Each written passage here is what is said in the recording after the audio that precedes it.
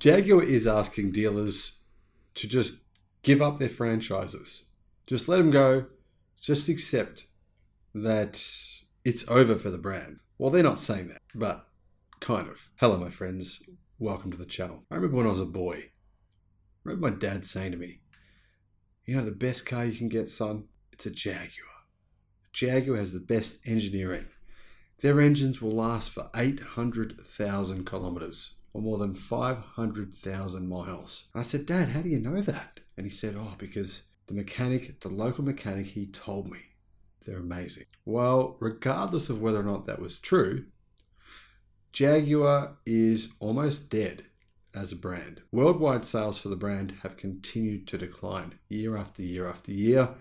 And they once had the World Car of the Year, the World Electric Car of the Year, but sales for that have been absolutely abysmal. It's expensive and the technology in it is now outdated and old. In the fourth quarter of 2022, Jaguar's electric car continued to lose market share, selling only 1,146 vehicles over 3 months. And in fact, as a brand, Jaguar reported only 14,540 car sales on the entire planet over those 3 months, meaning Jaguar now sells less than 5,000 cars per month worldwide, making it probably the smallest legacy automaker left on the planet.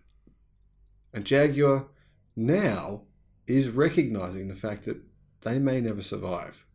It may be over for the brand. Now, of course, Jaguar has big plans.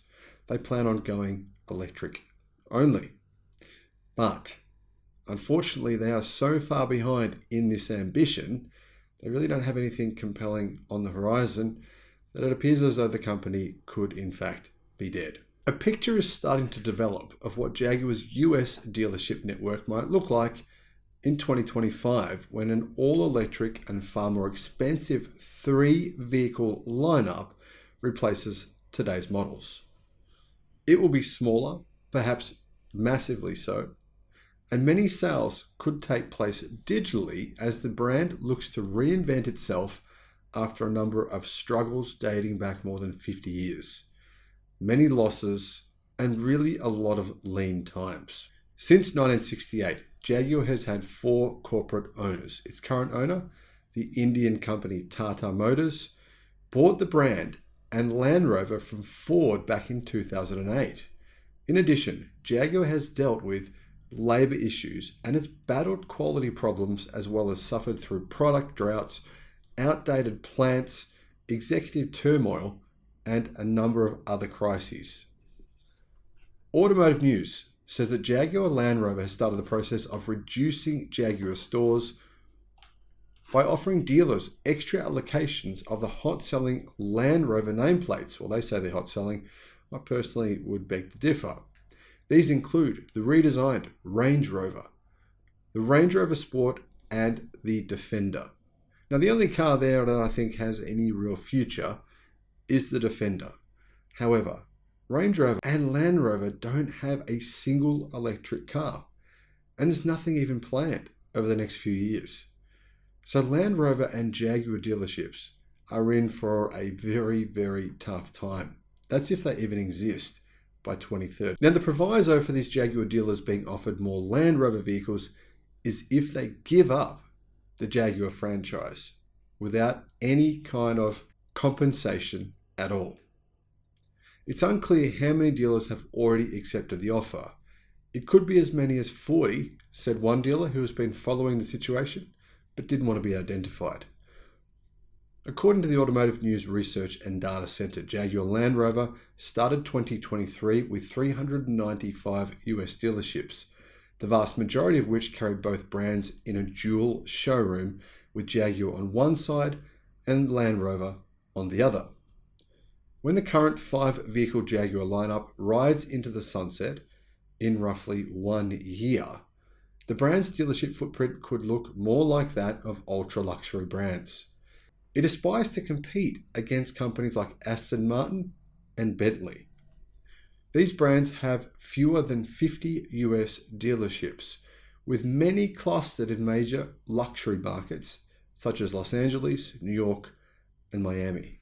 Now, the amazing thing is that even though Jaguar sales have continued to decline year after year after year, the number of Jaguar dealers has actually continued to increase. Jaguar's annual US sales are down considerably compared with their peak in 2002.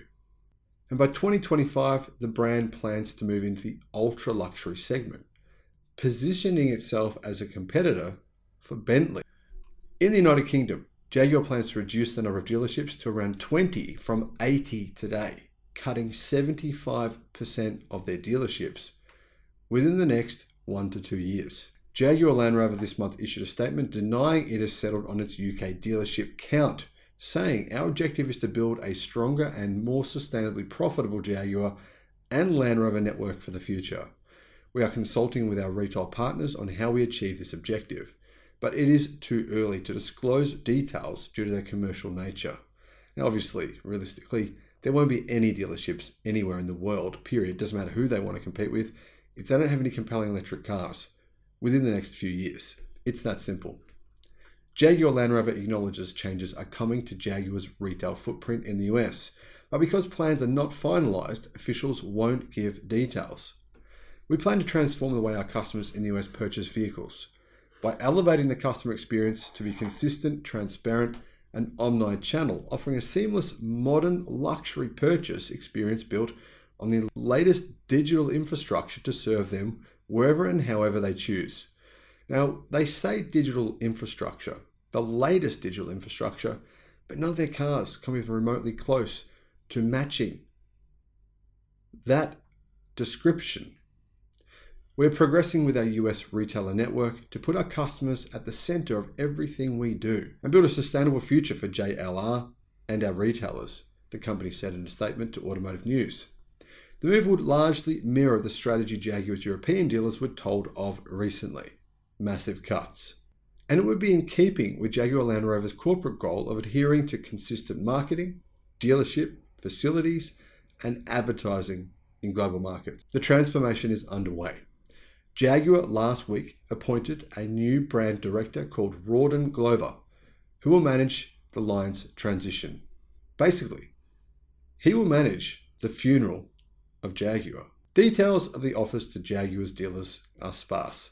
Some have agreed to relinquish their franchises in return for a larger allotment of Land Rovers, at least 2 months' worth, according to the dealer, who asked not to be identified, and the ability to continue providing parts and service to the current range of Jaguars made up of the E-Pace, the I-Pace, and the F-Pace crossovers, the XF sedan, and the F-Type sports car.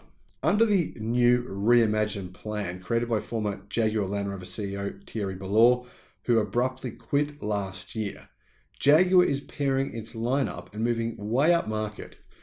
Reports out of the UK say that Jaguar will offer 3 ultra-luxury utility vehicles, all electric and all built on Jaguar's exclusive Panthera platform, with prices starting at least $122,000 US.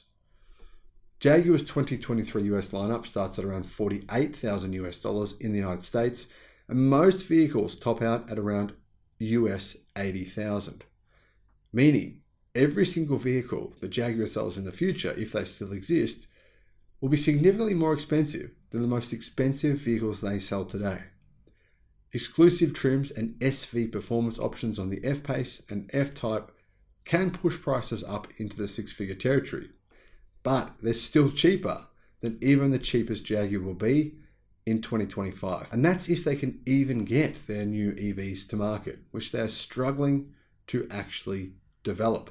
Jaguar Land Rover's CEO Adrian Mardell told reporters in January that Jaguar plans to preview its 2025 lineup this year. The job of overseeing the design of the new generation belongs to Jerry McGovern, Jaguar Land Rover's chief creative officer, and he has given only one hint of the 2025 lineup, calling it a copy of nothing. Cryptic.